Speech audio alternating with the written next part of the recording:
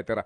Chairman, kailan po kayo nagdesisyon sa diskwalifikasyon nito pong partikular po itong sa pagkasenador? Kailan po ito inihain sa kataas-taasang hukuman para lang ho natin malaman po, with all due respect sa ating mga maestrado, kung gaano nga dapat kaimportante mas mabilis sana ang desisyon? Komento o Opo. ano man po yung iuutos sa atin ng Korte Suprema. Okay, sige po. So kailan po kayo naglabas po ng inyo pong resolution and bank sa diskwalifikasyon po nitong kandidato sa pagkasenador? Mga ano pa po yun, November, third week po ng November, Sir Ted, na ilabas na po natin yan. Okay. Sa Narito ang Balitang Pinoy TV.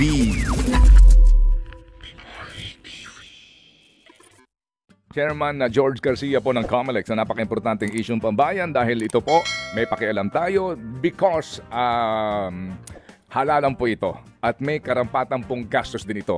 At tayo po ang gumagasta dito, ha. Chairman George, good morning po at pasensya na po sa amin pong istorbo sa inyo.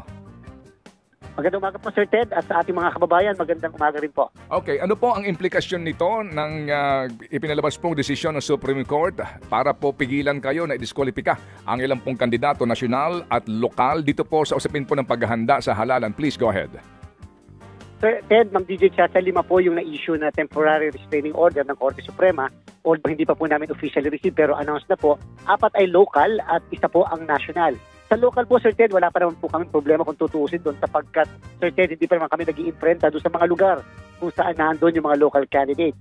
Dito po sa national, medyo ito po yung nagkaroon tayo ng problema sapagkat nakapag-imprenta na po tayo ng mahigit 6 na milyon na mga balota at kung saan kahapon po nagdesisyon kagad tayo para ikangay maampat kaagad ang dugo ay pinatigil po natin ang printing dahil kung magko-comply po tayo sa TRO, kinakailangan po isama yung pangalan ng kandidato po na nakakuha ng restraining order. So, Sir Ted, Ma'am DJ Chacha, mababaliwala po yung lahat ng mga na-print na natin ng mga balota.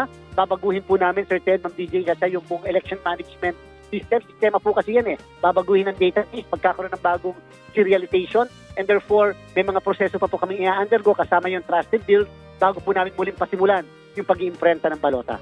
Okay, sige po. So, yung po kasing, 'di ba, para may 'di ba may ano 'yan, may sa amin may hulma 'yan, yung printing ng balota, no? So, magkakaroon po ng pagbabago dito pati ho doon sa mga numero maaapektuhan ngayon, 'di ba? Kasi po itong payagan na po tumakbong senador, may corresponding siya numero, etc., etc. Plus pati po doon sa mga local na nakahanda na for printing, ganun din po mangyayari, Chairman. Ano po?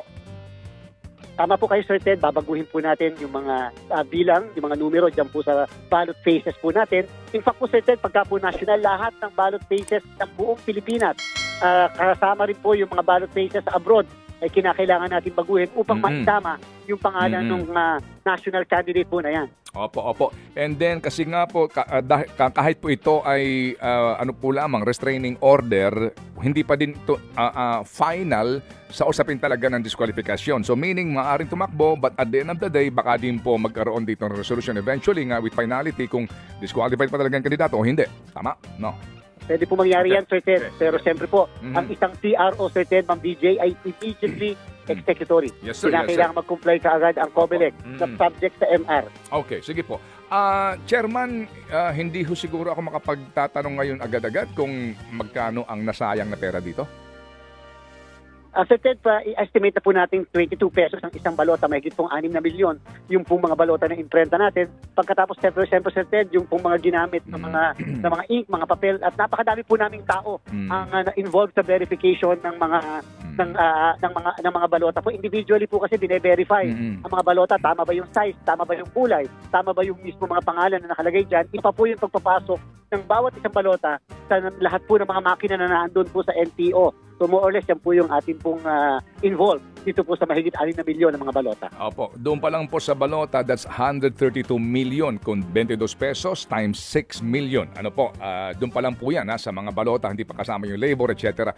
Chairman, kailan po kayo nagdesisyon sa diskwalifikasyon nito pong partikular po itong sa pagkasenador? Kailan po ito inihain sa kataas-taasang hukuman para lang ho natin malaman po, with all due respect sa ating mga maestrado, kung gaano nga dapat kaimportante mas mabilis sana ang desisyon? Kung napansin niyo po, Sir Ted, kahit nung ako'y nakakapanayam niyo, sabi ko po as early as before the first week of December, tapos na po kami sa mga national candidates sa pagkandidato sa senador. Ibig sabihin, yung 117 ay dineklara po namin nuisance up to the NBank level. In fact, akin po sinasabi na ito ang kauna-unang pagkakataon sa kasaysayan ng komisyon na wala po kaming wala kaming nuisance petition na nakapending sa COMELEC national man at local. Yung pong mga local naman, Sir Ted, mga first week ng December ay atin na pong nadesisyonan kaagad lahat yan up to the NBank level upang hindi makasama yung pangalan ng mga panggulo o panglito lamang at walang real intention to run for public office. Opo. So, meron ba kayong naaalala, tandaan niyo ho ba kung kailan po ito idinulog sa Supreme Court? Because I'm sure binigyan ho kayo dito ng notice para po magbigay ng inyo pong reaksyon kung sakali man. Siyempre po, Sir Ted, yung pong lahat ng mga yan ay nakapag-file kaagad, dapat mag-file kaagad pagkatapos namin ma-issue at least 5 days after the promulgation ng decision sapagkat kinakailangan nga nila makakuha ng TRO. At the same time, Sir Ted, wala pa po kaming notice, hindi po kami nabigyan. Ito po lang po sakasakali ang first time kapag po lumabas yung TRO na makakatanggap po kami ng order na magkomento o ano man po yung iuutos sa atin ng Korte Suprema. Okay, sige po. So kailan po kayo naglabas po ng inyo pong resolution and bank sa disqualification po nitong kandidato sa pagkasenador? Mga ano pa po yun, November, 3rd week po ng November, Sir Ted, nailabas na po natin yan. Sapagkat pagkatapos po namin ng lahat ng national candidates, sumunod naman po yung mga local candidates. Sige po. Okay, sige. So, ito hong kay Ginoong Teodoro ng Marikina, hindi ho kasama dito sa desisyon, ano po? Wala pa po diyang desisyon, wala pong desisyon pa ang Commission and Bank doon sa kaso ng Teodoro sapagkat ito'y assign pa lamang sa ponente ng kaso. Okay, sige po. So, Chairman George, delay po sa halalan. Ito ba'y may malaking epekto? Magkakaroon ba tayo dito ng problema po sa printing of ballots at ilang po paghahanda?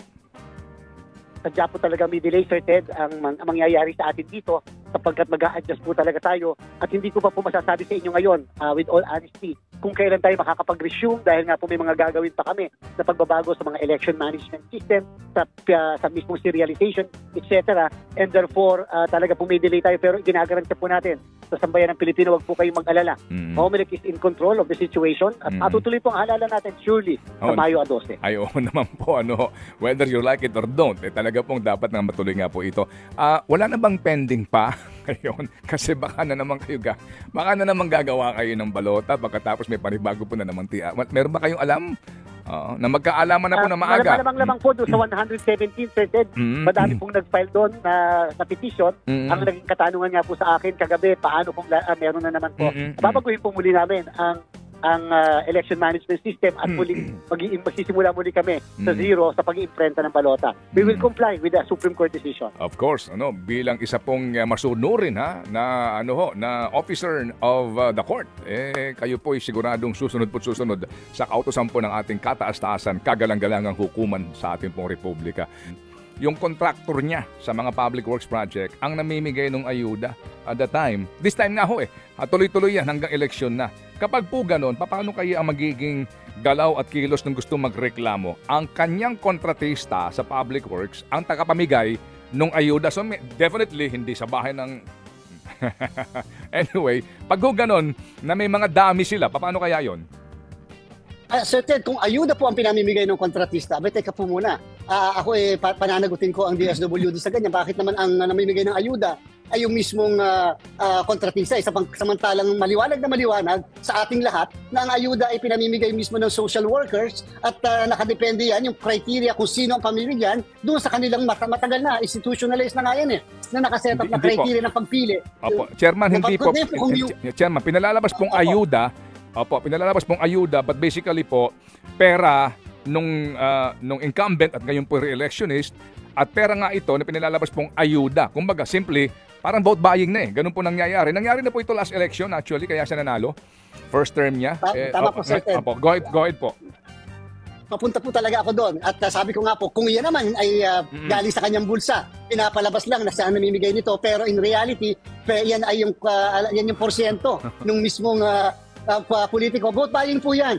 Ang vote buying po ay pwedeng makumit hindi lamang ng kandidato, hindi lamang supporter ng kandidato, kahit contractor ng kandidato. Lalo pa yung mismong kinakampanya niya ay para doon sa kandidato. So yan po, Sir Ted, Pinatunayan nga po namin ng Barangay and SK elections, alam niyo naman po yan, 7,500 ang aming pong na-issue na show cause orders, 253 ang hindi namin pinaproklama. At the same time, ngayon, ang dami pang humaharap na kaso ng vote buying. So sana po, maiparating sa amin yung lahat ng impormasyon na yan. At yun naman po yung commitment natin. Lagi po kami nag-a-action. Kahit na walang masyadong ebidensya, kami ang mga ngalap ng ebidensya. Okay, sige po. Well said. Salamat po, Chairman. Meron na pong tanong na pahabol si Chacha. Ito na nga po, Chairman. Premature campaigning na nangyayari po ngayon. Kayo mismo, kitang-kita nyo po, sandamakmak, itong mga tarpaulin, billboard sa mga expressway, maging sa social media, sa mga radyo at TV, itong patalastas ng ating mga kakandidato sa 2025 elections. Dito lang po sa EDSA, wag na tayo lumayo, kaliwat kanan po ang mukha nitong mga tatakbo. Wala na po ba talagang magagawa ang COMELEC dito?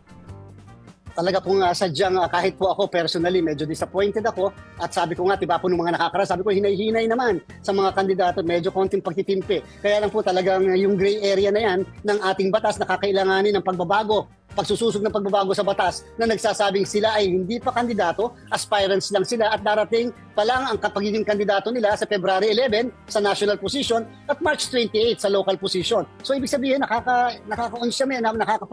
malaking problema po ito. Sabi ko nga po nasisisi ang COMELEC, pero paano po magagawa namin ang batas natin, yung Section 14 ng Republic Act 9369 Automated Election Law ay nagsasabing talagang kandidato lang sila sa unang araw ng campaign period, and therefore sabi po ng Korte Suprema sa kaso ng Piñera versus COMELEC, wala daw pong premature campaigning. Yan po yung nakita nilang butas. Wala pa po kaming kapangyarihan. Sir Ted, Ma'am DJ, in fact, papasok lang ang kapangyarihan ng COMELEC yung election period pagdating ng Enero 12 sa susunod na linggo pa lang. Ngayon po, wala po kaming power pa under the Omnibus Election Code. Yun, hindi mo nga pwedeng pilitin sila, Chairman, dyan dahil hindi naman sila, di ba? Hindi sila susunod sa batas kasi umabot na ng Supreme Court yan. Anyway, so Chairman, ito po lamang ang ating pong simula ng ating ugnayan habang papalapit na pong halalan. Chairman, kami po'y laging mangi-istorbo sa inyo. May tanong lang po dito, itong isa naming viewer po, kung mamarapatin nyo, Chairman. Chairman, kung kayo po ay dumadaan sa mga highway o maging sa EDSA at nakikita nyo po, ang lalaki po ng itong mga billboard ng mga kandidatong ito, kayo ho mismo personally, iboboto nyo ba sila? Ay, ako po para sa akin, ako po personally, hindi po, pasensyahan na po dahil para sa akin, kahit pasabihin na natin Sir Ted na pinapayagan yan at allowed naman yan, sabi ko nga po konting pagtitimpi dahil hindi naman lahat ay nagugustuhan yung mga asal at ugali natin. Sa akin pong palagay, kasi Sir Ted, 9 araw po ay mahaba na at ang 45 araw din naman ay mahaba na. Total naman may social media naman ngayon bilang paraan din ng pangangampanya. Alam niyo po, baka mag-cause pa yan ng aksidente yung pagkakalalaki po nating mga materials. But the same, this is a free country. That is what the law provides. So be it. Ang sa akin lang po, personal ko lang po yon na opinion. Okay. So Chairman George, mabuhay po. Salamat na marami at muli kaming tatawag para mag-istorbo, Chairman, ha? Maraming salamat po, Sir Ted. Ang DJ Chacha, mabuhay po kayo. Thank you, Chairman George Garcia. Ito na nga mga kabalita. Ano na ang masasabi nyo patungkol sa balitang ito? Please comment down below mga kabalita. Pag-usapan natin yan sa comment section. At kung di ka pa nakasubscribe sa ating channel, baka naman